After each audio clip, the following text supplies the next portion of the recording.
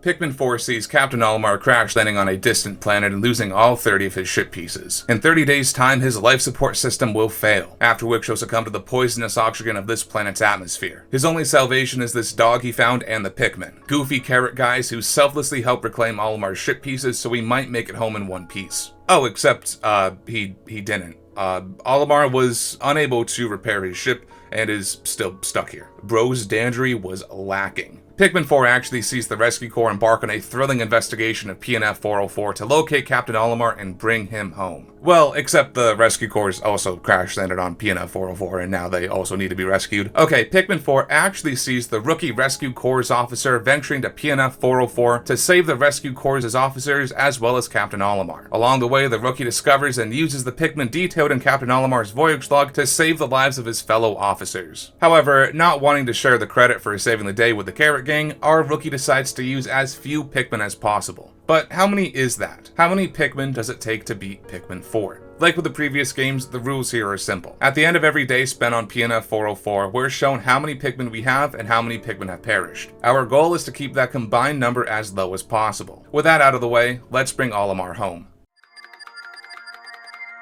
But before we can get started with the run proper, we need to complete a short tutorial starring Olimar and Moss, which teaches us the standard Pikmin affair. During a back-to-back rush whistle tutorial, we're given 5 red Pikmin. We can avoid the rest of the Pikmin that ran off, save for at least one of these 2 blue Pikmin. From what I've noticed, the range of the blue Pikmin's active zone extends just off the side of this bag and overlaps in the center of it. Considering this is the only way up here, we'll have to grab at least one of these blue Pikmin to progress. Maybe there's a way to bypass these blockheads, but considering these Pikmin aren't included in the total count, I'm not that concerned. Anyway, we knock down this wall and fight the Porkillian that freaking ate Olimar's interstellar radio. Because this is only a tutorial, the Porkillian can't actually kill any Pikmin, so after a rather tedious encounter, it goes down. Using his interstellar radio, Olimar then sends out an SOS, the Rescue Corps respond to it, crash land and get stranded themselves, and rely on us, the eager young rookie, to clean up theirs and pretty much everyone else's mess on this cursed planet. Meet John Tomat. He would have been John Tomato, but Nintendo seems to get off on giving you extremely strict character limits for some reason. John Tomat is here to save the day, and maybe score a promotion or 2 along the way. Everyone gets everything he wants.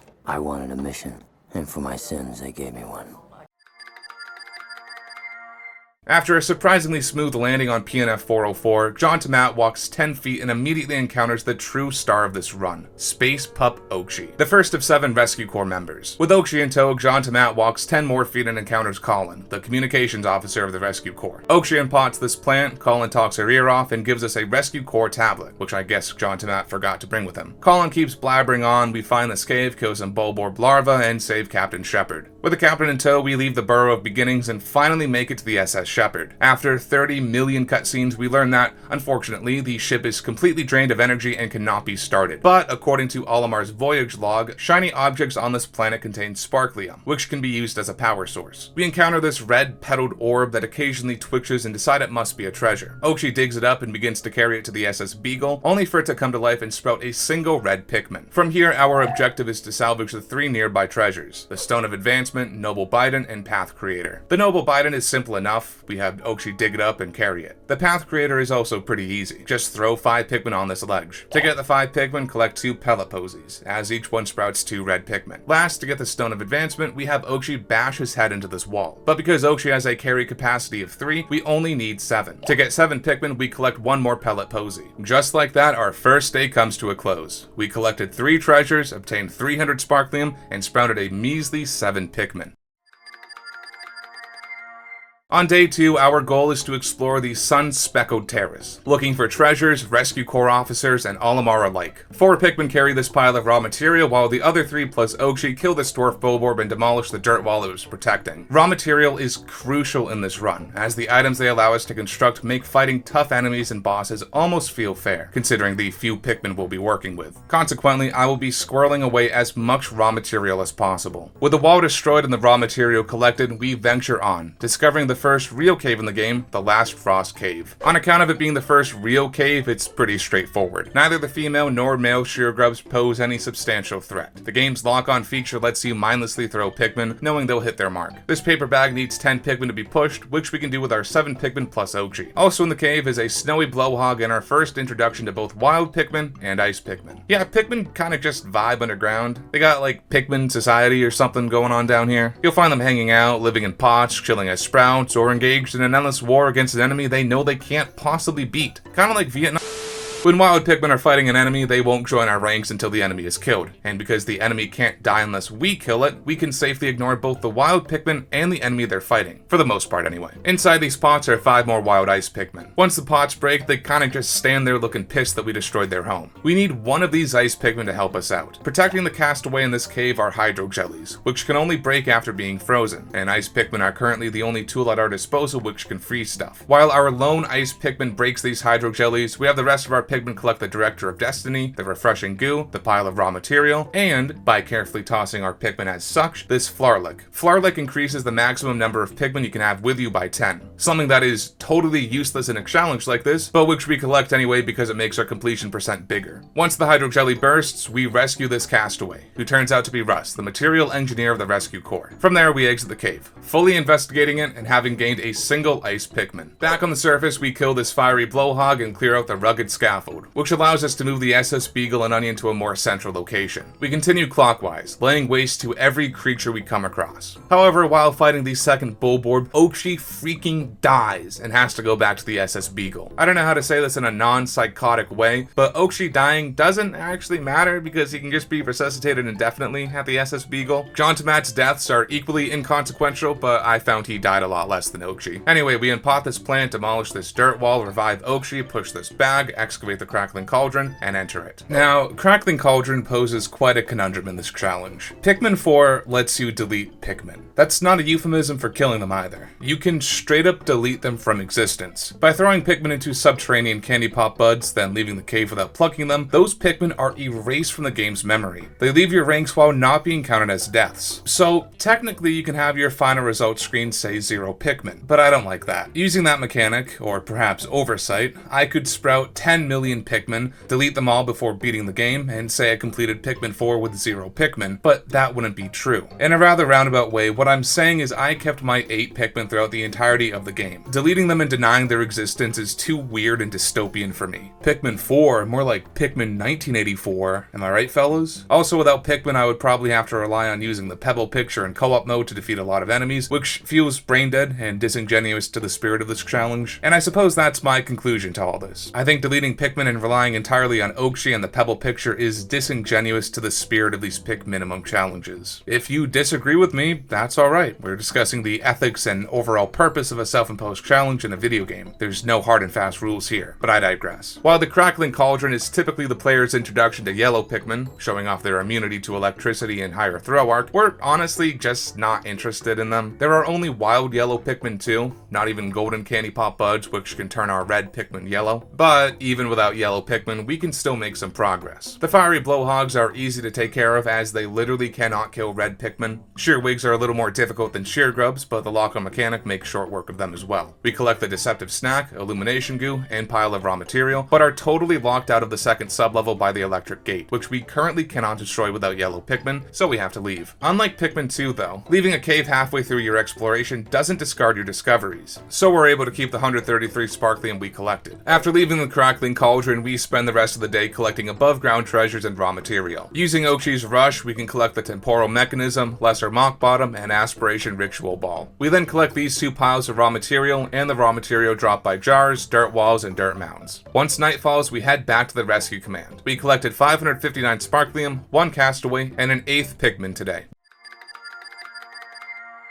With Russ safely back at the command post, we're informed that the raw material we've been collecting can be used to build bridges and other fun infrastructure projects, upgrade our equipment, and create items. We purchased the Charging Horn, which allows us to charge our Pikmin into enemies and other objects, and get prototypes for the Scrummy Bone, Emergency Kit, and Pick Carrot. The former 2 heal Ochi and John Tomat respectively, while the latter can stun enemies. Also, Ochi finally hit his growth spurt last night and is now a full-ass adult dog. That means we can ride him around like a horse and have him jump to places we previously couldn't reach. We can also train him with the pup drive he acquires from saving castaways. With the 3 pup drive we have, we upgrade Okshi's buff skill twice, which gives him the strength of 10 Pikmin. Today we head back to the Sun-Speckled Terrace. With our bridge building capabilities and Okshi's newfound hops, we basically have full access to the entire region. We first have Okshi knock down the double Dragonite scope and collect it. With Okshi's increased buffness, it only takes him and 2 Pikmin to collect, and we can use the other 6 Pikmin to build the bridge by the Crackling Cauldron. Once the double Dragonite scope is collected, the 2 Pikmin that carried it begin constructing the bridge by our base, while Okshi uses his insane vertical to collect the Sunseed Berry. After that, Okshi begins to carry the Orb of Destruction. When the second bridge is built, we move our base to where it was yesterday, just so the Orb of Destruction has a shorter trip. We then enter Hectic Hollows, which we can now reach because of Okshi's jump. The first sublevel has some wild ice Pikmin waging war against a dwarf Bulborb, but the area they're in is wide enough that we can safely kill it without fear of accidentally picking up any Pikmin. This paper bag is conveniently being pushed by another 2 wild ice Pikmin. Add on our 8 Pikmin and it moves. We carefully get back our 8 without picking up any hitchhikers,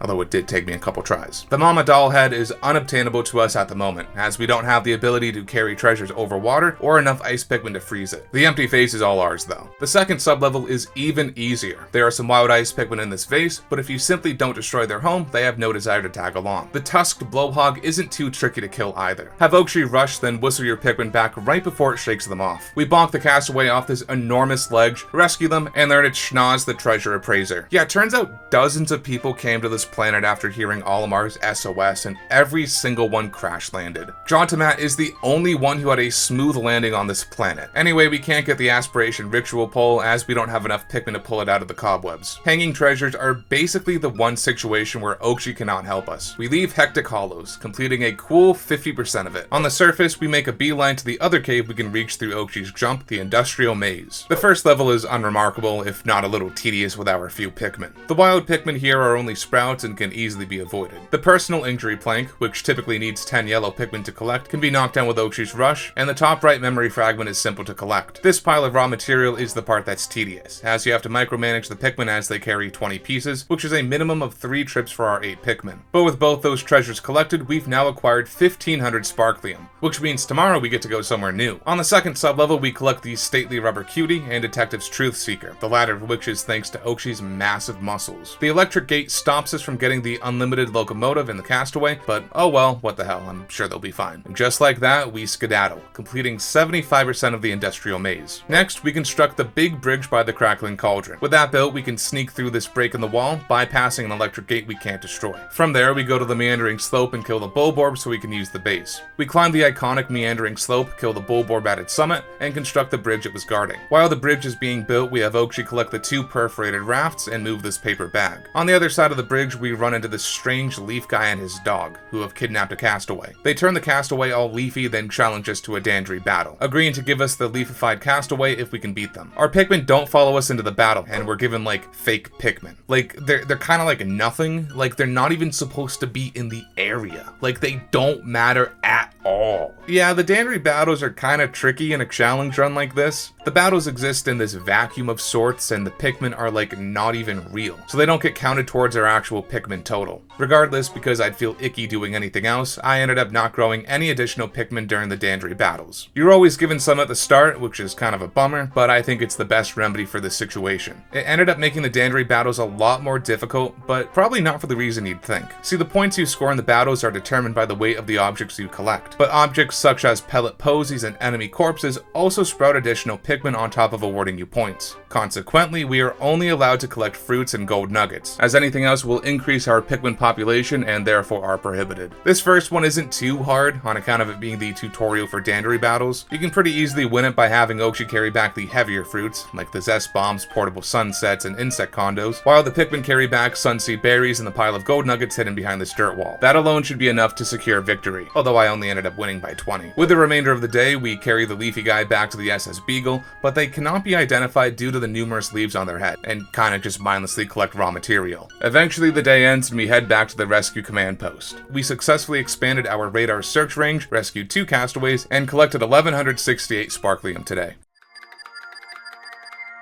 At the rescue command post, we stop by Rust to purchase the headlamp upgrade, which will allow us to see in dark caves, 5 Pick carrots, and pick up the Ice Blast prototype, which freezes any enemy or body of water it touches. Then we head off to the new area, the blossoming Arcadia, in search of more treasure and castaways. We begin by throwing one Pikmin on this pile of raw material, then climb up this plateau. There we run into the same leafy guy and his dog from yesterday, who have again captured a castaway. We'll deal with him later. In the meantime, the rest of our Pikmin build this bridge, while Oakshi kills some nearby enemies and collects the sticky jewel and sweat-soaked blue bird. With the bridge built, Oakshi quickly moves this bag and unearths the velvety dream drop, then we follow Leaf Guy into our second Dandori battle. This battle introduces bonus finds, which randomly make certain objects worth double, triple, or even quintuple points. This is where Dandori battles start becoming a little luck dependent. See, since we can only collect fruits or gold nuggets, if the bonus finds are enemies, we're at a severe disadvantage, as our leafy opponent will be able to nab all the enemy corpses while we're stuck with the single valued fruits. It's not so bad in this battle, as our opponent's AI still kinda sucks, but going forward this becomes a bigger issue. I ended up winning by 20 points. We rescue the leafy castaway, our soul-laced Pikmin begins destroying this ice gate, Oakshi starts carrying the velvety dream drop, and the red Pikmin unearth our first bomb rock. Then we head into the nearby cave, the Drafty Gallery. The first sublevel doesn't have anything of note. The Downy Snaggarts can easily be killed by Oakshi's Rush, and the Hoop of Fortune, Spousalure, and Top Memory Fragment are simple to collect. The second sublevel contains a couple fiery blowhogs and fire geysers, both of which our red Pikmin handle. After that, all the treasures are easily collected. This sublevel does contain the first ice candy pop buds we have access to. By throwing in red Pikmin, they turn into ice Pikmin. We toss 3 red Pikmin into them, so we can expedite destroying hydro jellies and ice gates in the future. The third sublevel does feature some cheese. After wasting a Joustmite, which is made simple thanks to the lock-on feature, moving our base and wasting a fiery blowhog, we carefully position Oakshi up on this wall. Now we can aim our Pikmin so that they land on this ledge and carry the middle management tank car, which bypasses lowering this bridge. That normally requires 10 Pikmin, which we don't have. Pretty clever, huh? The rest of the sublevel is completed like normal, although it takes much longer because we don't have enough Pikmin to lower this paper bag. At any rate, we collect everything and build this bridge. The fourth and final sublevel features a puffy blowhog. Yeah, that's the boss of this cave, I guess. If you freeze it midair, it'll crash to the ground and die. We collect the Sphere of Family and rescue Kingsley the Florist. We split, completing 100% of the Drafty Gallery. Next, we construct the big bridge that separates the two halves of the blossoming Arcadia. While the Pikmin do that, Oakshi collects the velvety dream drop, for real this time, demolishes the dirt wall near the sticky jewel, moves the paper bag on the other side of that wall, and collects the floral instigator. With the bridge constructed, we cross it, break the jars surrounding the sightless passage, and enter it. Of everything encountered in this cave, water dumpos are the scariest. They're one of the few enemies that can actually eat Pikmin quickly, but if you rush them fast enough, they're not so scary. The pyroclasmic slooches are incredibly easy. 4 red Pikmin are enough to kill them before they even shake the Pikmin off. As for the anode beetles, so long as you're not standing in between 2 of them, they're not difficult. Just wait until they're not electrified, then have at them. And even if your Pikmin do get shocked, it's no big deal. Like in Pikmin 3, electricity isn't an insta-kill, so just whistle them. The shock cake might take a little while to kill, but as long as you don't throw your Pikmin on its electric side and make sure to whistle them back before they're squished, you'll be fine. The rest of the cave is simple. We're unable to break this electric gate, but it's only used as a shortcut. We collect the 4 treasures, one of which is buried right here, rescue the castaway, who turns out to be Dingo, the ranger of the rescue corps, and build this clay mound. We make like a tree and get out of here, completing 100% of the sightless passage. With our little remaining time, we excavate and collect the orbital communication sphere and build just a teensy bit of this climbing wall. Night falls and we return to the rescue command post. We rescued 3 castaways and collected 1,740 Sparklium today.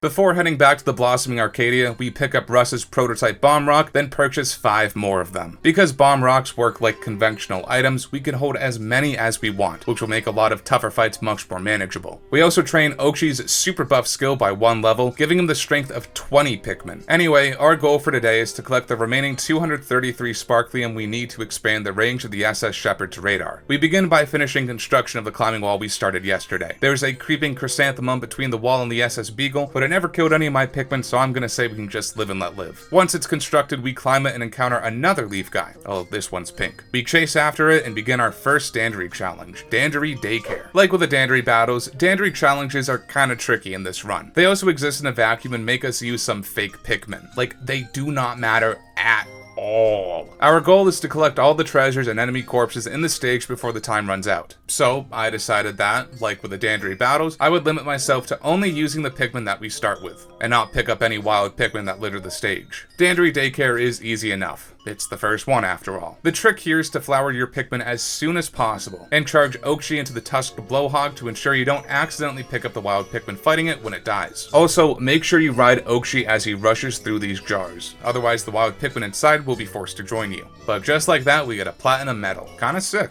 Afterwards, we kill the nearby water quaff, collect the searing acid shock it was carrying, and rescue the leaf thing we saved from the Dandori daycare. Then we demolish the ice gate on the other side of these mushrooms, excavate the entrance to the Kingdom of Beasts, and enter it. The first sublevel has some sizzling floors, fire geysers, and a couple Bulborbs, one of which is stuck fighting wild red Pikmin. Even without fighting that Bulborb, it's easy enough to collect the 2 treasures and pile of raw material. The second sublevel contains our first encounter with wild rock Pikmin. They're busy fighting some dwarf orange Bulborbs, and thankfully the area they're in is large enough that we can safely ignore them. Hiding in the bushes are some Mitites, which, so far as I can tell, each contain an ultra spicy spray. These bad boys will instantly flower our Pikmin and make them stronger in combat, which will be crucial for a lot of encounters in the future. John Tomat is the only one not afraid of the Mitites, so having him flail his arms about is the best way to kill them. While you're supposed to recruit these wild rock Pikmin to destroy the crystal gate blocking the way to the third sublevel, you can also just use a bomb rock to blow it open. The ambiguous goo is blocked by a similar gate, but because that one requires 2 bomb rocks to destroy, we can just come back in the future when we have access to rock Pikmin. We collect the Anxious Sprout, which puts us over 4,000 Sparklium, further expanding the SS Shepherd's radar's search range. On the third sublevel, we fight an Empress Bulblax. Using 3 ultra spicy sprays, we take her down in 6 quick cycles. When she shakes Pikmin off, she rolls the opposite way, giving you plenty of time to whistle them back. With her dead, we can rescue Dommel the Animal Enthusiast, and collect 3 discs of Joyous Wisdom. The fourth sublevel introduces us to Rock Candy Pop Buds, which allow us to turn one of our red and ice Pikmin into rock Pikmin. I don't do this, but now you can go back to the second sublevel to get the ambiguous goo. Other than that, we can't collect any treasures on this sublevel. We either need to lower this bridge, which requires 10 Pikmin, or transport the treasures through the water, neither of which we can do at the moment. So we destroy these sizzling floors and move on. The fifth sublevel has a spotty Bulbear and its dwarves, which we just blow up with bomb rocks. It's by far the easiest way to deal with them. The rest of the sublevel is straightforward. We have our rock Pikmin destroy the 2 crystal gates and collect the crew cut gourd,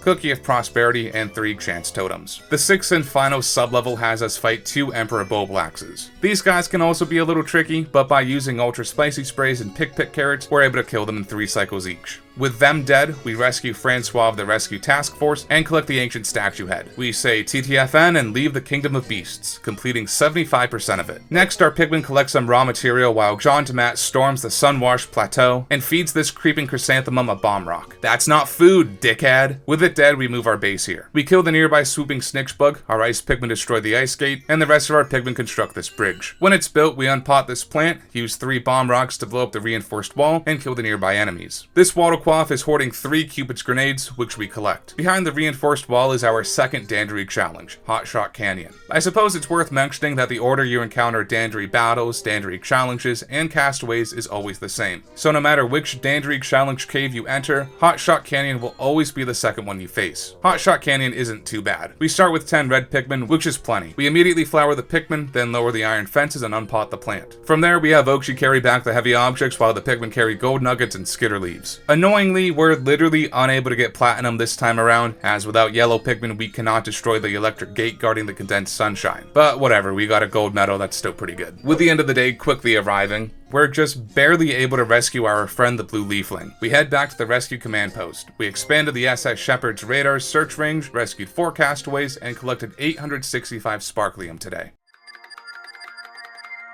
Before exploring the newly discovered Serene shores, we train Oakshi's super buff ability to the max, giving him the strength of 100 Pikmin. Holy F. We also purchased the anti-electrifier upgrade for Oakshi, which allows him to destroy electric gates and other electric hazards, rendering half of the yellow Pikmin's purpose obsolete. Russ has developed mines, which serve as like sticky bomb rocks. We pick up the prototype for that and build 2 more. With that done, we head out. Upon landing at the Serene shores, we're informed that Oakshi got over his fear of water and can now swim. Sick. Our Pikmin construct this bridge while Oakshi demolishes this dirt wall and kills anything that moves within the area. With the bridge complete, we cross it and run into Leaf Guy and his dog, who challenges us to yet another Dandori battle. This time around, we're introduced to mystery capsules and golden sniffers. The former is often entirely useless to us, as if the item we get is the Pikmin sprout, we just don't get to use any items. You can hold up to 5 mystery capsules, but have to use them in the order they're rolled. Because the Pikmin sprout just gives us more Pikmin, which isn't allowed in a minimum Pikmin run, any items we collect afterwards are useless. That being said, you should still collect them just so your opponent can't use them. The golden sniffer is kinda clutch though. It's a cool 30 points that your opponent is stupid enough to ignore for the most part, and is almost always worth getting. I didn't this time because I got lucky and the Zest bombs were worth triple points. We won by 30 and got a silver medal. With that done, we rescue the purple leafling, leaf guy kidnapped, leave one ice Pikmin to burst a hydro jelly blocking the Crimson Banquet, then make our way to the water's edge, where we demolish this dirt wall and unearth the base, which we'll be using for the rest of the day. Next, our Pikmin construct this bridge while Oakshi goes on another rampage. The peckish Aristocrab can be rendered useless by a bomb rock. Sometimes he'll eat it like a dickhead, but this time Oakshi exploded. Using one of the scrummy bones we get from training Oakshi gets him back to full health. With the Aristocrab dead, we carry the face wrinkler a little bit before having Oakshi demolish the dirt wall housing the fishy bed. As it's demolished and the bridge is constructed, midday rolls around and the tide goes out. Now we can use Oakshi's insane dog muscles to single-handedly collect the Crimson Banquet and Lamp of Inspiration. We also kill this Toady Bloister and Pearly Clamp, collecting the Ring of Return shield that the latter drops, begin collecting these gold nuggets, and construct this bridge. With it constructed, Oakshi and some Pikmin start carrying the giant's fossil before we enter the Dandori Challenge cave right before sundown. Rockaway Cellars, as far as I can tell, is impossible to get a platinum medal for with the minimum Pikmin. This funny little guy, the foolish fruit, is stuck behind a crystal gate, which only rock Pikmin or 2 bomb rocks can destroy. We start this challenge with just red Pikmin, and there's only 1 bomb rock on the map. Bummer. Anyway, we start by triggering this iridescent flint beetle, who drops some nectar, an ultra spicy spray, and a bomb rock. We flower our Pikmin and use a bomb rock to blow up both this pyroclasmic slooch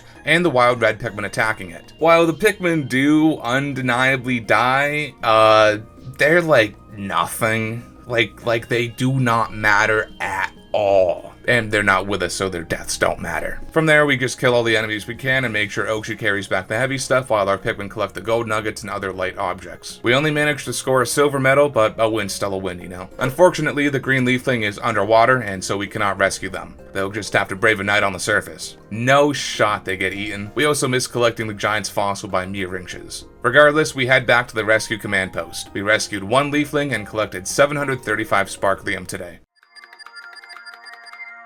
At the rescue command post, we purchase the rush boots, which just make us go faster, and 1 ice blast. We also upgrade Oakshi's doggy powder to level 3, which lets him carry objects underwater, and his dig to level 2, which just makes him dig faster. Then head back to the Serene shores. With Oakshi's doggy paddle fully upgraded, he can collect the giant's fossil, face wrinkler, fishy bed, mock bottom, orbital communication sphere, nudilite shell, dapper rubber cutie, and the green leafling. With just about a quarter of the day left, we enter the seafloor resort. This cave is where we really get to see the true extent of Oakshi's power. Normally, the seafloor resort requires a lot of blue Pikmin to carry treasures through the copious amount of water here, but Oakshi's gigantic muscles combined with his expert swimming render them totally superfluous. The first sublevel introduces us to lesser spotted jelly floats. Like with the puffy blowhog, they can be frozen with ice Pikmin, where they'll fall to the ground and shatter, killing them instantly. One of them contains wild blue Pikmin, so be careful not to whistle them after you kill it. 3 treasures need to be carried across water, but luckily Oakshi has us covered on that front. From there, we construct the valve, toss 7 Pikmin on the maternal sculpture to knock it down, and have Oakshi carried across the water. With it collected, we hit 7,000 sparklium, enough to restart the SS Shepherd's engines. Then we finish collecting the remaining treasure in Flarlick like normal. The second sublevel has even more Oakshi shenanigans. The peckish Aristocrab can again be disposed of with a bomb rock, which he ate this time. The greater spotted jelly float is like its lesser variant, except with more health and generally just more annoying to kill. So, what you can do instead is have John to Matt do a kamikaze attack with an ice blast. Sure, he gets sucked up in the process, but the jelly float immediately freezes, plummets, and shatters. Rather annoyingly, Oakshi is required to collect every single treasure on this floor, due to the sheer amount of water present. The only one we can't collect is the universal rubber cutie, because it needs 10 Pikmin to carry, and Oakshi can't knock it down with his rush. In any case, we collect 7 out of 8 treasures and rescue Petunia of the Research Task Force. The third sublevel is as tedious as the last, as Oakshi once more needs to collect a lot of underwater or otherwise wet treasures. There's another greater spotted jelly float, which we dispose of with another kamikaze ice blast attack, and another peckish aristo crab that has to be killed normally because I ran out of bomb rocks. There's a total of 35 raw material underwater that I considered collecting for a brief moment before realizing it would take Ochi like half an hour to complete that task. I value my time just a bit more than that, so I moved on. On the fourth and final sublevel, we fight the Master Hop, a super massive yellow Wally Hop. We take it out with 3 mines. Sure, it might be a little wasteful and perhaps anticlimactic, but I like the spectacle of it. We collect the greed inducement device it drops, then Ochi makes this jump, pulls the fishing line, and rescues Yanni, the Rescue Corps' doctor. With that taken care of, we're off like a prom dress, completing 96% of the seafloor resort. In the final 10 seconds of the day, we collect the last 2 gold nuggets from this pile, then head back to the rescue command post. We restarted the SS Shepherd's engines, rescued 3 castaways, and collected 2,839 sparklium today. With Doc Yanni rescued, we are now given access to night expeditions. These play out like tower defense missions, where we need to protect luminols from nocturnal predators in order to procure glow sap so we might cure the leaflings of their leafy nature. They are yet another instance of Pikmin 4 forcing Pikmin down my throat. On each night expedition, you start with some glow Pikmin to defend the luminols with. They're pretty useful as they're immune to essentially every hazard. And nope, you can't bring your real Pikmin on these expeditions, just the fake glow Pikmin. You grow more by collecting glow pellets, which we obviously will not be doing. My solution to the night expeditions was the same as with the Dandori battles and challenges. Just use what the game gives you, don't grow any extra. To access the next area, we first have to complete 3 night expeditions. The first is dummy simple. It's the tutorial and all we have to fight are albino dwarf bulborbs and 1 regular bulborb. The second expedition is also easy. Distract the bulborbs with Ochi, then use the glow Pikmin's glow mob. That should be enough to melt their health bar. The jumbo bulborb can be killed the same way, it just might take a couple cycles. The third expedition features bulborb larvae coming out of dirt mounds, which needs to be excavated to stop them from spawning. There's also another jumbo bulborb, but that's just derivative. In between the night expeditions, I picked up the prototypes for the lightning shock and Trackinator. The lightning shock stuns all enemies on screen for a few seconds, and the Trackinator is a bomb that tracks prey. I also purchased the Scorch Guard upgrade for Ochi, which lets him destroy fire hazards, and trained his digging and chop skills to level 3. With the glow sap recovered, we de-leave professional spelunker Dash, general contractor Corgwin, and the Rescue Corps' pilot Bernard. With him back, we've saved all the rescue officers, and now our only task is to save Olimar, who's somewhere in the newly accessible Hero's Hideaway. Day 11 is our final push to rescue Olimar and save the day. We head out to the Hero's Hideaway, the last known location of Captain Olimar. He was close. He was real close. I couldn't see him yet, but I could feel him.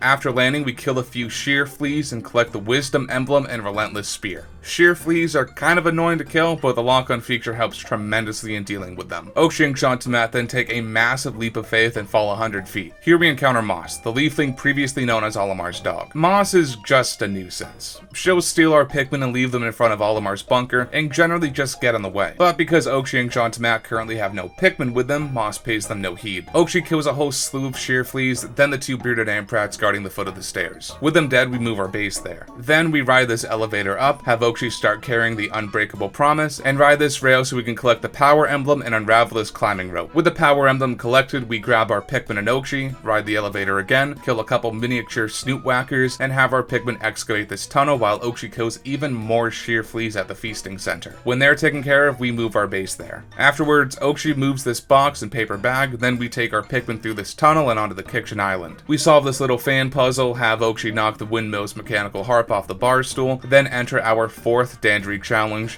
Test Tubs. This one's a lot of fun to do with a minimum number of Pikmin. You're given 10 blue and rock Pikmin, and if you use the universal tip of having Ochi carry back heavy objects while the Pikmin work primarily on gold nuggets, you can even get platinum here. Of course, I only had a second to spare, but that's one more than I needed. Very fun, very rewarding challenge. Next, we collect the Courage Emblem, the Windmill's mechanical harp, and rescue the purple leafling. Then our Pikmin construct this clay mound while Ochi collects the sure-footed combo bot. The ice-blown Dweevil can be annoying to deal with, so I just used our Trackinator to kill it and the 2 dwarf frosty bulborbs. When the clay mound is built, we go onto the counter, release the 5 perforated rafts in the jars, and collect 4 of them. Ochi collects the Fist Force combo bot trapped in this jar, then moves our base back to the foot of the stairs so we can collect the Unbreakable Promise. As he does that, we venture to Olimar's bunker, and, using the 3 emblems we collected today, unlock it, where Olimar and Moss challenge us to the final Dandori battle, the Leafy Showdown. This battle actually went pretty smoothly, even though you only start with 5 rock Pikmin. I was lucky. Both the Zest Bomb and Insect Condo were bonus finds, which gave me a lot of easy points, and I also managed to score the Golden Sniffer and Sneak Bomb, which this battle introduces. If you carry the Sneak Bomb to your opponent's base, it'll blow up some of their points, which materialize as these Dandorium objects. Your opponent then needs to bring them back to their base, or you can steal them for yourself. I won by 50 points, scoring a cool silver medal.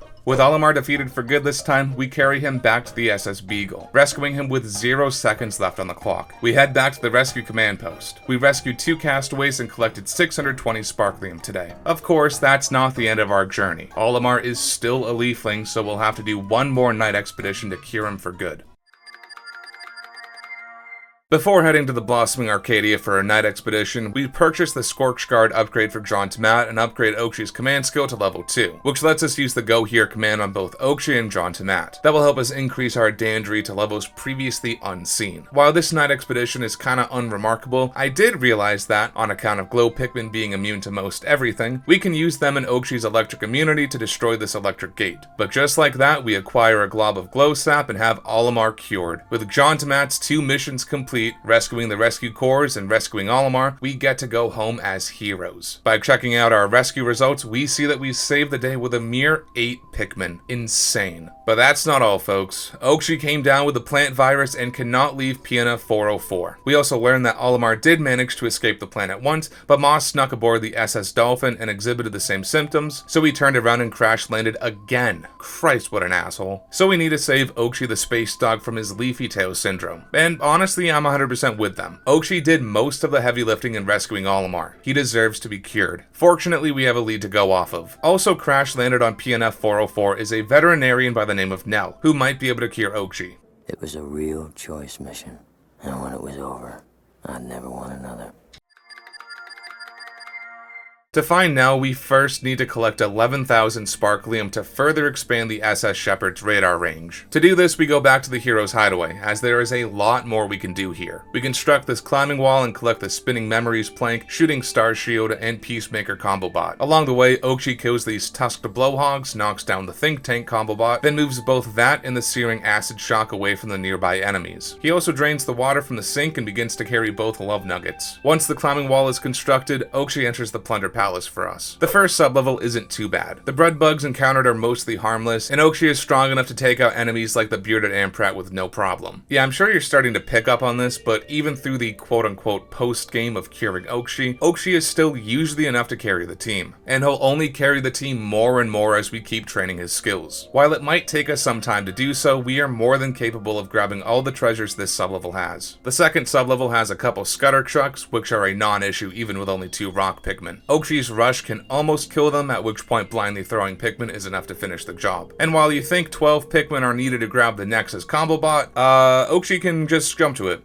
So there's a Whip-Tongue Bulborb fighting some wild rock Pikmin near a pile of gold nuggets, but it's too preoccupied to bother our Pikmin as they sneak by. The third sublevel has a Porkillion, which isn't too hard to kill. Its attacks are slow and predictable. I use an Ultra Spicy Spray just to speed things up a little, but it's not necessary. We rescue Puddles, the universal stylus that the Porkillion ate, and move on. The fourth sublevel is crazy tedious. There's a couple flighty Joust Mites, which can be killed like regular Joust Mites, but beyond that there's just so many treasures to collect, a lot of which can only be reached by doing this little fan puzzle. Even in a casual playthrough, I find this sublevel annoying, so with our few Pikmin, it's an even larger hassle. Regardless, we collect all the treasures here. The fifth and final sublevel has a Spotty Bullbear and 2 giant bread bugs. I forgot to pick up bomb rocks to take out the Bullbear, so Okshi had to kill him in a David and Goliath fashion. Except David bit Goliath and didn't use a sling. The giant bread bugs can be killed by winning their game of tug of war and smashing their skulls into the SS Beagle twice each. The most important part of this sublevel are the violet candy pop buds we gain access to. We toss in our 2 rock Pikmin and turn them purple. Purple Pikmin have the weight of 10 Pikmin each. While we do have a Pikmin that can carry the weight of 100 Pikmin and can take down Spotty Bullbear single-handedly, we can't throw that Pikmin. There are some treasures, while few and far between,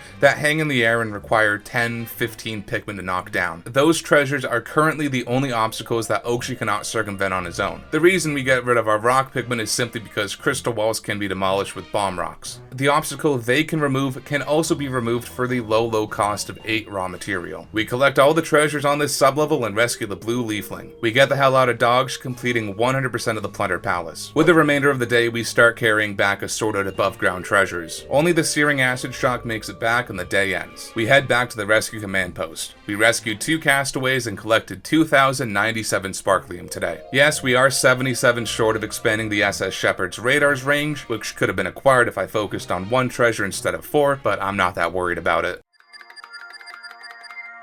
Today we're heading back to the hero's hideout, just because so much can be done with our 8 Pikmin there. We upgrade Okshi's Rush to level 2 and purchase the Thermal Defense upgrade for him, which lets him attack frozen enemies and obstacles without freezing himself. We start the day by collecting the Think Tank combo bot and buddy display from yesterday. And what do you know, as soon as the Think Tank combo bot is collected, we hit 11,000 sparklium. We return to the Kitchen Island to collect the SS Peppermint, SS Berry, and Flarlick being guarded by a Porkillion. You don't have to kill it, but you sure have to be fast while collecting those goodies. Porkillions never lead their shots, so as long as the Pikmin are moving fast enough, they shouldn't get hit. With that done, we head to the Frozen Inferno, which can only be entered if both John Tomat and Okshi have the Scorch Guard. However, we can only bring red Pikmin with us, so we're stuck with 3 Pikmin this time around. The first sublevel has a fiery Bulblax, but Okshi is able to knock it down to low health before our red Pikmin finish it off. Other than that, we're introduced to the Fire Starter mechanic, where we have to throw these blazing pine cones at dried grass to torque shit. We can't collect the puzzle snack due to it hanging in the air and needing 7 Pikmin to carry it, but we can collect the other 4 no problem. The second sublevel introduces us to the cold mechanic. There's ice cubes scattered about that make the air chilly, and all our Pikmin save ice will shiver and be cold. Luckily, Okshi has the Thermal Defense upgrade, so we can break the ice cubes as well as take out the Chili Hop and Frosty Bulborb. Other than that, the insect condo is blocked by a crystal gate, and I forgot to bring bomb rocks like an idiot, so we'll have to come back for this treasure. The third sublevel combines the Fire Starter and cold mechanics, but other than that, it's unremarkable. We collect all the treasures here and move on. The fourth and final sublevel has us fight the Snowflake Fluttertail. To damage it, you first have to throw a Fire Starter at it, then toss your Pikmin at its exposed belly. However, we only have 3 Pikmin, so this fight took quite a long time to win. But eventually it dies, we collect the Shattering Lance it was holding and rescue the Yellow Leafling, then dip, completing 86% of the Frozen Inferno. After finishing the cave, we're spit out onto this ledge. And because this ledge isn't currently on fire, we can enter from this entrance and bring all our Pikmin, which allows us to collect the puzzle snack, increasing our completion to 91%. Next, we collect the Ice Onion, 2 Love Nuggets, Doggy Bed, and the last perforated raft that we've been putting off, then enter the Doppelganger's Den. The first sublevel has some water hazards, which Okshi completely invalidates, and we're able to collect all the treasures here. The second sublevel contains the Life Controller, a hanging treasure that requires our purple Pikmin to collect. The moldy dwarf Bulborbs aren't difficult to kill, just a little annoying because we don't have anything immune to poison yet. But they're such a weak enemy that you can just keep tossing Pikmin onto them until they die. Other than that, we collect every treasure here. The third sublevel sucks so bad, dude. I was stuck here for like an hour. The issue is these poisonous mushrooms that separate the 2 halves of the sublevel. Neither Okshi nor our Pikmin can destroy them. So I turned one of our purple Pikmin into a white Pikmin using the Ivory Candy Pop Bud on the sublevel, which are immune to poison. With it, we can destroy the poisonous mushrooms and safely collect all the treasures. But even with the mushrooms dealt with, there's still the matter of the second base on the sublevel being entirely surrounded by water, meaning only Okshi can carry stuff to the SS Beagle when our base is there. Combine that with the nearby climbing wall that needs to be constructed and the pile of gold nuggets that has to be collected, and we need to leave our base at the initial spot, which results in our Pikmin running a marathon. I mean, we don't need to, but even this long process is shorter than Okshi doing everything for us. Eventually, the climbing wall is built, the gold nuggets and the other treasures are collected, and we can leave this hell world. Except the fourth and final sublevel is just as bad. The boss of this cave is the Gildamander. This guy protects his glowing weak points with big pieces of ore that need to be destroyed before we can even damage him. But these pieces of ore have an awful lot of health, and there are like 8 of them we need to get rid of. Our Pikmin don't do that much damage, so this fight becomes a slog. Anyway, we kill him, collect his hoard of treasures, and rescue the green leafling. We're ready to rock and roll, completing 100% of the Doppelganger's Den, but at what cost? The annoying part of getting a white Pikmin is that Pikmin 4 only lets you have 3 types of Pikmin out at any given time, and now we have 4 types. This means, at most, we can only have 7 Pikmin with us at a time. We head back to the rescue command post. We increased the range of the SS Shepherd's radar, rescued 2 castaways, and collected 3,155 sparklium today.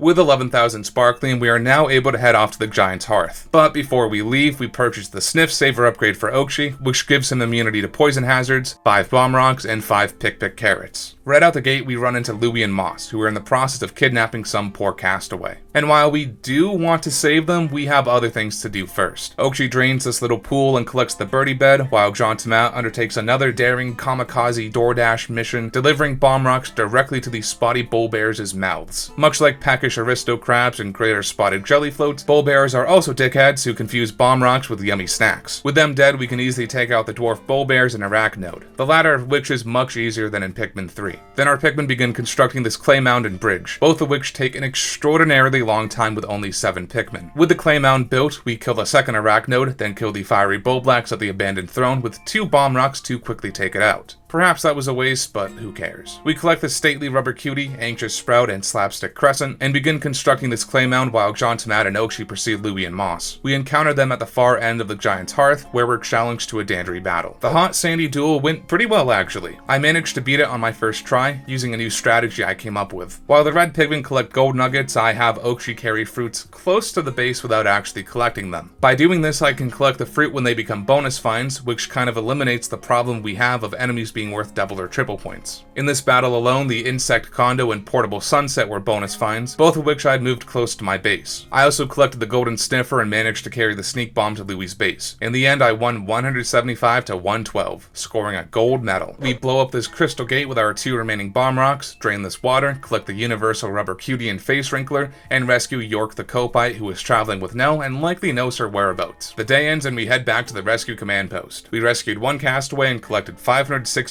sparklium today.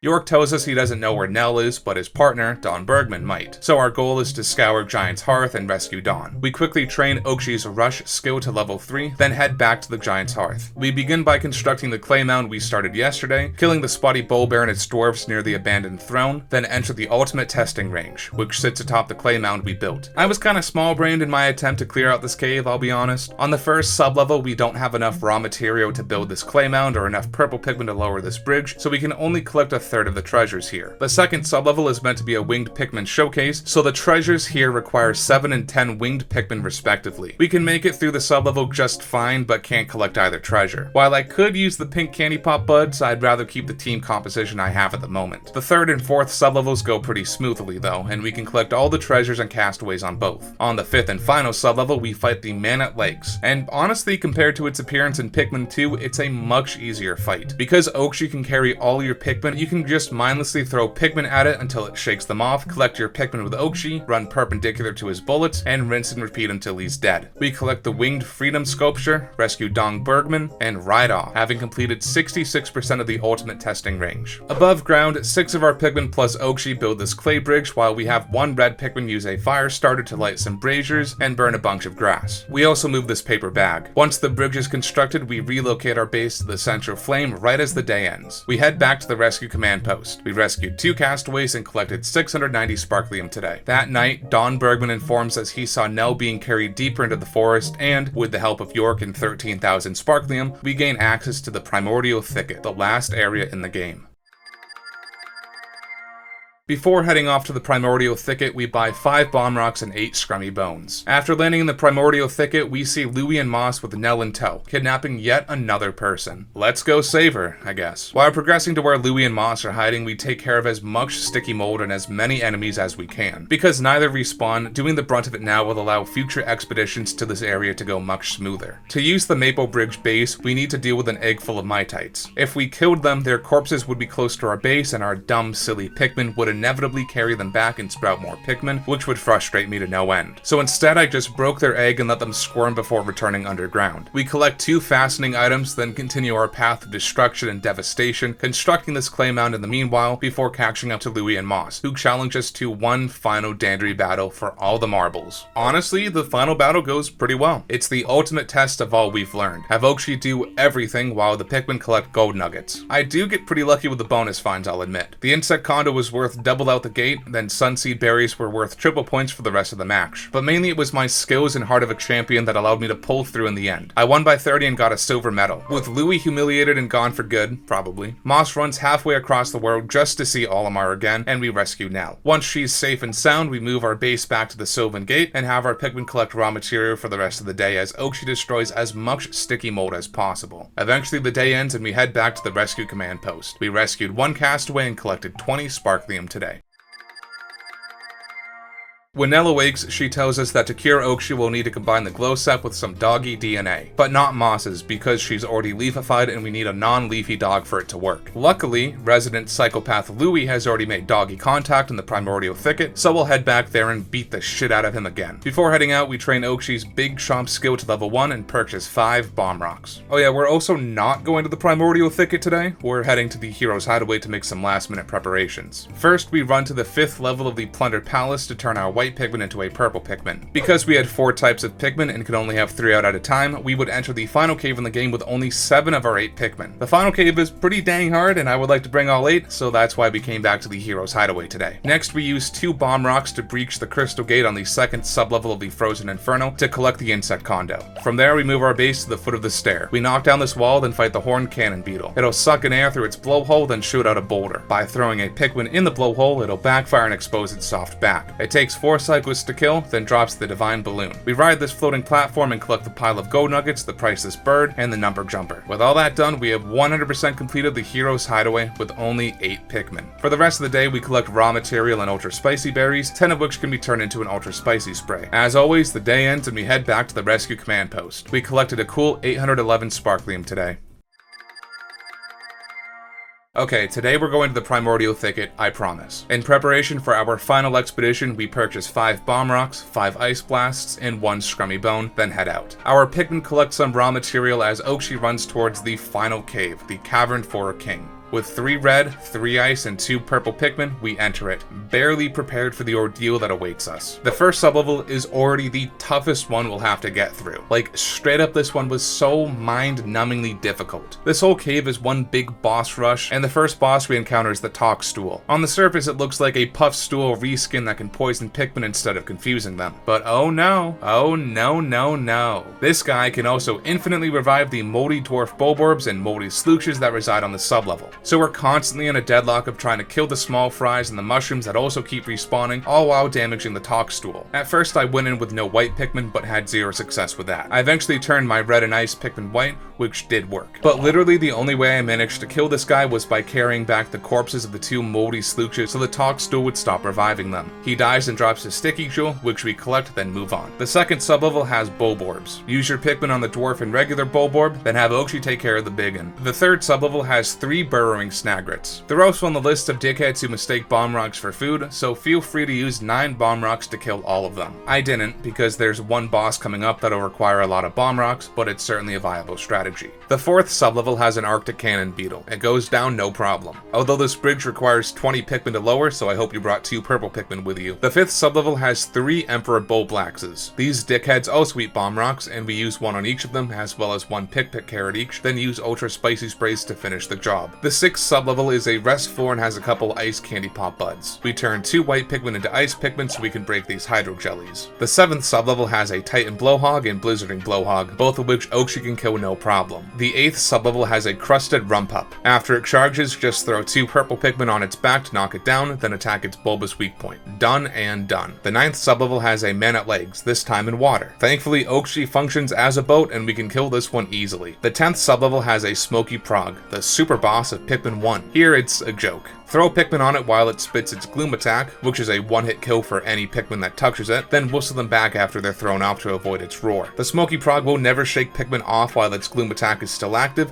so kinda counterintuitively, Pikmin on its face are totally safe. The 11th sublevel has 3 Bloomcap Bloisters, rather tedious enemies that protect their weak points every few seconds. Just keep circling them and eventually they'll die. The 12th sublevel is another rest floor. The 13th sublevel has a Gildamander. In this fight but I realized you can freeze him infinitely by having John Tomat and Oakshi constantly get him to do his lick attack, allowing your Pikmin to painstakingly destroy all his baubles before finally being able to damage him. The fight is still a slog, but cheesing the Gildamander at least made my min-max neurons fire. The 14th sublevel has a Horn Cannon Beetle and 3 Armored Cannon Larva. Have the Horn Cannon Beetle kill the 3 larvae, then kill the beetle like normal. The 15th sublevel has a Baldy Longlegs. This guy's annoying because he stands above water the whole time, but again, because Oakshi is effectively a boat, we can just mindlessly throw our Pikmin at its bulbous belly. When he shakes our Pikmin off, we can just have the SS Oakshi pick them up. The fight is tedious, but that's entirely our fault. Eventually it goes down and drops 10 trap lids in the water, so Oakshi is tasked with dragging each of them onto land. Except one fell in like a glitched way and Oakshi couldn't grab it, so I had to use one of the nearby Lapis Lazuli candy pop lids to turn one white Pikmin into a blue Pikmin to grab it, and for some reason the introductory cutscene was glitched as well. The 16th sublevel has 2 water wraiths. Their weakness is purple Pikmin, and luckily we already have 2 with us, so we can take them down no problem. The 17th sublevel has an Empress Bullblax. You have to fight her in a little teeny tiny box, and even in a casual playthrough I struggled with this so much. So we just throw 7 bomb rocks at her, use an ultra spicy spray, and do the last little damage.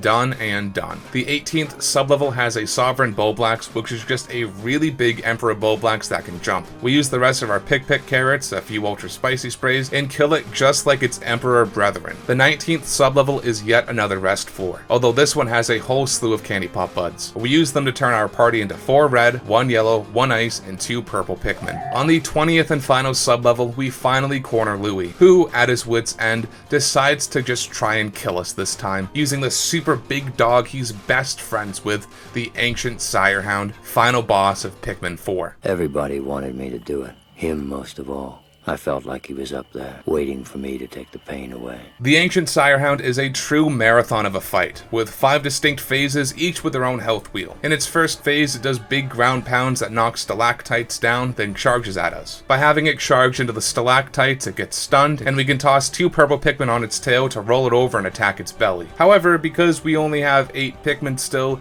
each phase in this fight takes like 10 or 12 cycles to finish, and each cycle is like 45 seconds long. Really, this boss isn't all that interesting. Each phase has one pattern that progressively gets more difficult the less health the Sirehound has, and because the optimal strategy is to ride Oakshi so we can carry our Pikmin for us, the fight effectively becomes a bullet hell. Dodge and weave with Oakshi, then wait for an opportunity to attack it. The only interesting phases are the fire and electric ones because those make us use red and yellow Pikmin, respectively, to deal with the fire and electric balls the Sirehound spits up. Even the last phase, where the Sirehound has the same insta-kill gloom attack that the Smoky Prog uses, isn't that hard because Oakshi can easily jump over and maneuver around it. After quite literally an hour-long fight, we finally defeat the Ancient Sirehound, who runs away. They were gonna make me a major for this. We rescue, or perhaps imprison, Louie, and collect the Gift of Friendship, then jet, completing 100% of the Cavern for her king. Using the doggy DNA found on the Gift of Friendship, Yanni is able to cook up a cure for Oakshi's leafy butt, and we can finally go home. John Tomat's job is at long last done, and he should be looking at a pretty nice promotion. So how many Pikmin did it take to beat Pikmin 4? 8. 8 Pikmin. However, you can see we're not at the end of the video yet. John Tomat won't be satisfied until he's promoted all the way to the top. And what better way to show how much of a go-getter he is than by rescuing the remaining 23 castaways and collecting the rest of the treasures on this planet. We're in this till the end. But you know what? I've kind of grown fond of these 8 Pikmin, and I don't feel the need to grow anymore at the moment. So what the hell? Let's see just how many treasures we can collect with 8 Pikmin. Starting with the Sun-Speckled Terrace, we can collect everything except for the mysterious carriage. 10 yellow or winged Pikmin are needed to lower this bridge, because even if we throw 3 purple Pikmin across the gap, they're unable to carry it back to the SS Beagle. Annoying. The last cave we didn't explore, Aquafaria Summit, does require some cheese to complete. The first sublevel makes us use an ice blast to freeze us water, so Oakshi can jump us up to this ledge. Other than that, we complete it no problem. Tricky treasures still obtainable are the Castaway and the Industrial Maze, which needs 3 yellow Pikmin to reach, and the Satellite Shield and the Florlick, which both require 1 yellow Pikmin. Once those 2 are dug up, Oakshi can knock them down. In the Blossoming Arcadia, we can collect everything. Yes sir, our 8 Pikmin plus Oakshi are enough to nab it all. The only tricky treasure here is the Memory Song Mechanical Harp, which requires 7 yellow Pikmin to carry. Oakshi can't seem to knock it down for whatever reason. The Secluded Courtyard, which was the only cave we hadn't explored, is easy enough to complete. You'll just need at least 1 purple Pikmin to knock down the Astringent Clump. The Serene Shores is the area we can complete the least of with 8 Pikmin. Most of the above ground treasures we hadn't obtained are easy enough, as are 2 of the caves. The Sub-Zero Sauna requires an Ice Blast, but otherwise is simple to 100%. On the second sublevel, you have to destroy all the ice cubes to melt the ice, to press the underwater switch to lower the iron fence, then refreeze the water to get to the next sublevel. But with only 8 Pikmin, we can't refreeze the water, so we have to use an ice blast to achieve the same effect. The below grade discotheque also has some cheese. See, on the third sublevel, there's this button you need to press, and normally you need 10 yellow or winged Pikmin to reach it. However, if you carefully throw a yellow Pikmin like so, while dodging the nearby wild red Pikmin, you can avoid lowering the bridge. Kinda nifty. The engulfed castle is what prevents us from completing a lot of the Serene shores. After finishing the cave, it spits us out at a separate location. This location is above the rest of the Serene shores, and you lower a bag so navigation between both sections is possible. Completing the engulfed castle requires 10 Pikmin, however. We cannot exit the last sublevel without killing the water wraith, which can't be killed without lowering this bag, which needs at least 10 purple Pikmin to lower. Bummer. Because we can't complete the engulfed castle, we can't collect the ambiguous hostel, heroine's tear, stately rubber cutie, juicy gaggle, or lesser mock bottom, and also can't access the Dandori challenge up there. The hero's hideaway we already 100% completed. The giant's hearth contains quite a lot of treasures we can't collect. In the cradle of the beast, one of the caves we haven't explored yet, we can collect everything save the king of meats, which will require at least 20 purple Pikmin to collect. In the ultimate testing range, we still can't collect the telekinesis detector, which needs 10 winged Pikmin to collect. And the dream home has this whole section that's inaccessible. We need Oakshi to jump on these bounce pads, but Oakshi can't make it over there without lowering this bridge, which needs 20 yellow or winged Pikmin. I thought there might be a way to cheese it by running our Pikmin into this paper bag, but they were too stupid to figure that out. This makes it impossible for us to collect 4 treasures in one castaway in this cave. There was some other cheese in the giant's hearth though. One of the Dandori caves is surrounded by grass that needs to be torched, but there's a sprinkler that first needs to be turned off before any fire starter can make it to the grass. However, there's nothing stopping you from tossing a fire starter over these logs and circumventing the puzzle entirely. Pretty clutch, since we had no blue Pikmin at the moment. Finally, the Primordial Thicket allows us to fully complete the area with 8 Pikmin, except for 1 treasure. The Mud Pit, one of the caves we haven't yet explored, is pretty straightforward. A couple treasures on the second sublevel require winged Pikmin to collect them, but that sublevel has pink candy pop buds on it, so it's no big deal. The other cave we hadn't explored, the Subterranean Swarm, also poses no big issue to us. On the surface, there are a couple bosses we have to kill, Baldy, Longlegs, and the Puff Stool. Baldy is a real pain in the ass, and the only strategy I had was keep throwing yellow and winged Pikmin at him until he dies. The Puff Stool is easy though. If you leave Oakshi to fight it, it'll eventually go down. It can't harm Oakshi, so there's literally no risk involved. There is quite a bit of cheese to mention though. This box, which needs to be pushed to access both the pink onion and a Dandori challenge, can be moved with a single purple Pikmin. The game really doesn't want you throwing purple Pikmin up there, but if you pester it enough, it'll eventually cave. 2 treasures, the faux fishy and beckoning mannequin, sit in so-called bottomless bogs. This hazard can only be overcome by winged Pikmin flying over it or ice Pikmin freezing the bog then traversing it. However, we have neither enough winged Pikmin to carry the treasures nor enough ice Pikmin to freeze the bog. So what do? Ice blasts. The faux fishy is the easier one to collect. We toss an ice blast to get Oakshi to the treasure, then a bomb rock to blow up the bog swallow as Oakshi can get stuck on its frozen body. From there we time a second ice blast so that the bog stays frozen and Oakshi can safely collect it. The beckoning mannequin, on the other hand, is much farther from the shore. We toss an ice blast to get Oakshi to the island with the treasure on it,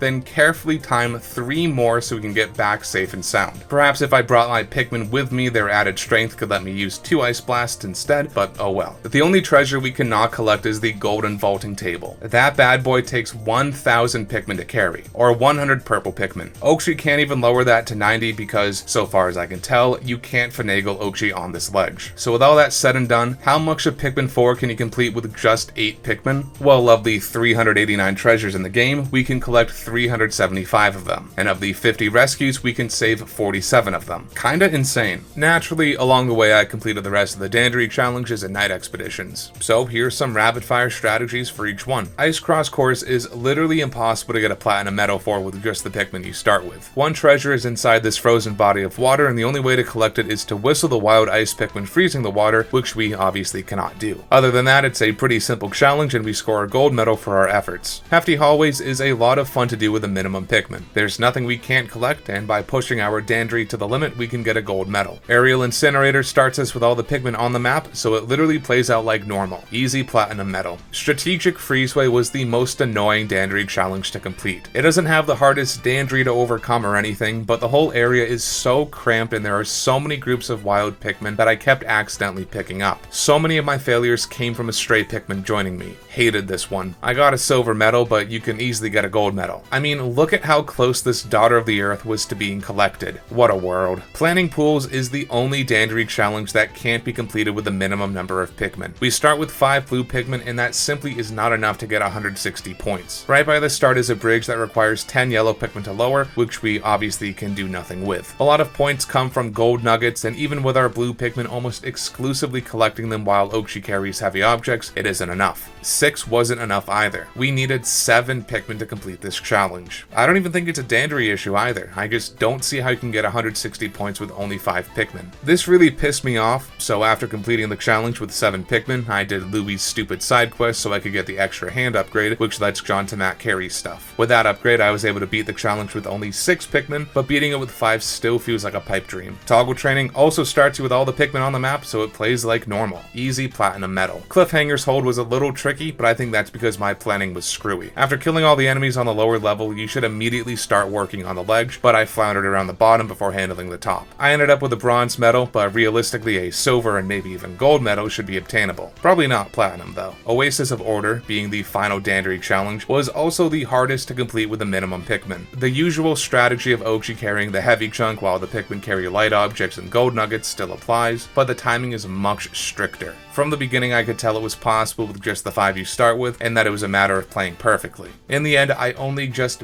barely scored enough points. But hey, it's possible, and I didn't even have to use the extra hand upgrade. Blossoming Arcadia 2. Puffy Blowhogs are worthless, and both Joust Mites and Desiccated Skitterleaves can be taken out with an Oakshi Rush. Blossoming Arcadia 3. Tusked Blowhogs are not a threat, and we've seen Joust Mites and Bulburb Larva before. Serene Shores 1. This one gave me a lot of trouble, but that's because I got mad greedy with it. I had my glow Pikmin both destroy this dirt wall and construct this climbing wall. The other issue is the water dumpos, as they still eat Pikmin quickly and there's like 10 million of them. Also, the puffy blowhogs are annoying to kill with only 10 Pikmin because Oakshi can't really attack them. One is alright, but you have to deal with 4 of them. Serene Shores 2. I also struggled with this one. The Whip-Tongue Bulborbs are another enemy that can eat Pikmin quickly, and I resorted to killing them with bomb rocks. But Toady Bloisters are a joke. Their ink attack cannot harm our glow Pikmin. Serene Shores 3. We get 50 Pikmin for this one, which is such overkill it makes the entire mission a cakewalk. Even the Whip-Tongue Bulborbs can be taken out by a glow mob. Heroes Hideaway 1. Easy peasy. Flighty Joust Mites can get stuck in a perpetual cycle of falling down, and the albino dwarf Bulborbs are child's play. Heroes Hideaway 2. The frosty Bulborbs are no more challenging than the regular Bulborbs, as glow Pikmin are immune to ice, and Oakshi has the thermal defense upgrade. We get introduced to our first smoky prog on this expedition. Well, second, technically. They don't spawn immediately, instead hanging out in their eggs for a little bit. If you destroyed their egg before they hatch, then you don't have to deal with them. I somehow didn't notice this big ass egg, even though you can plainly see it in the footage, so I had to fight it. I dealt with it the same way I did in the Cavern for a King. Heroes Hideaway 3.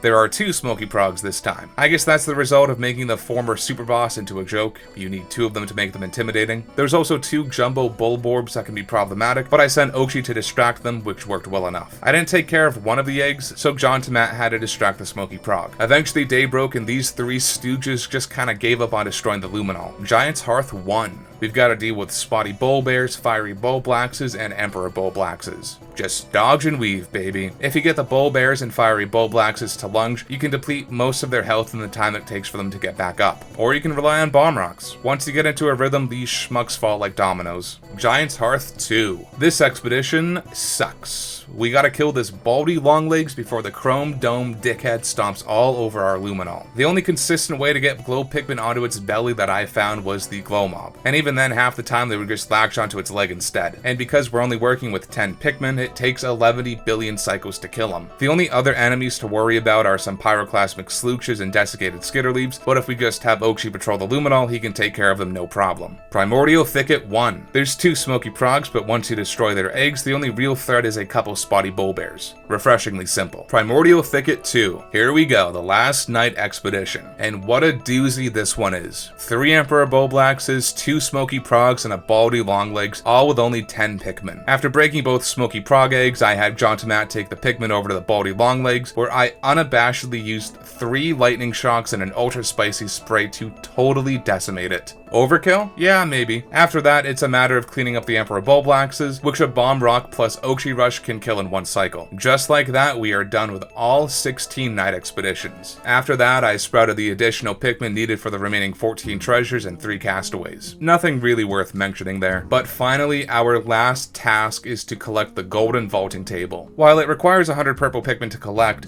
if we turn all our Pikmin purple, won't we trigger a Pikmin extinction, causing the onion to sprout additional Pikmin? After all, that's why it takes 101 Pikmin to collect the Doomsday Apparatus in Pikmin 2. Well, it's complicated. If a Pikmin type goes extinct, the onion will sprout 1 Pikmin of that type, but only if you've collected that Pikmin's onion. Even then, a Pikmin type going extinct isn't enough to immediately make the onion sprout a new Pikmin. What it takes, from what I've noticed, is you, Oakshi, or your Pikmin actually getting near the onion. Only then is a Pikmin sprouted. I sprouted 100 Pikmin in total and went to the 12th sublevel of the Cavern for a King, which has 2 violet candy pop buds. I then took 10 trips and turned all 100 of my Pikmin purple. From there, I went to the golden vaulting table and tossed all 100 Pikmin on it. The reason I did that was because my base was currently at the Maple Bridge, and using the big bridge caused the onion to recognize the Pikmin extinction. Once the golden vaulting table was off this ledge, I went back to both the Cavern for a King and the Mud Pit to turn our purple Pikmin into 1 red, yellow, blue, winged, and ice Pikmin. From there, we can use Oakshi's mega buffness to make up for the lack of purple Pikmin and carry the golden vaulting table the rest of the way to the SS Beagle, collecting the last treasure in the game with only 100 Pikmin. There's one crucial caveat to this plan though. You can't have collected the gray onion from the Giant's Hearth. Within the Primordial Thicket are exactly 0 gray candy pop buds. Because all Pikmin have to be purple at some point during this retrieval, you will have transformed all your rock Pikmin, with no way to revert them back to their original stony selves. So when the golden vaulting table is collected, your 101st Pikmin will be sprouted. I'm definitely not speaking from experience here. Now, if we were able to get Oakshi on this ledge, we could collect the golden vaulting table with 93 Pikmin. It needs to be 93 because 90 purple Pikmin plus Oakshi are required to collect the treasure, and you'll need 1 red, yellow, and blue Pikmin to prevent a Pikmin extinction. We need to collect the yellow and blue onions beforehand because there are 2 of each of them, and when you collect the second one, the onion sprouts 20 Pikmin of that type. So if we collect them after the golden vaulting table, we will end up sprouting an additional 40 Pikmin, totaling 133. Anyway, the actual last item that needs to be collected in this minimum run is the gray onion in the Giant's Hearth. But before we can collect that, we need to return to the Kingdom of Beasts in the blossoming Arcadia to turn at least 1 of our purple Pikmin into a rock Pikmin. See, if you collect an onion without already having 1 of that type of Pikmin, the onion will more than happily sprout 1 for you, and obviously we don't want that.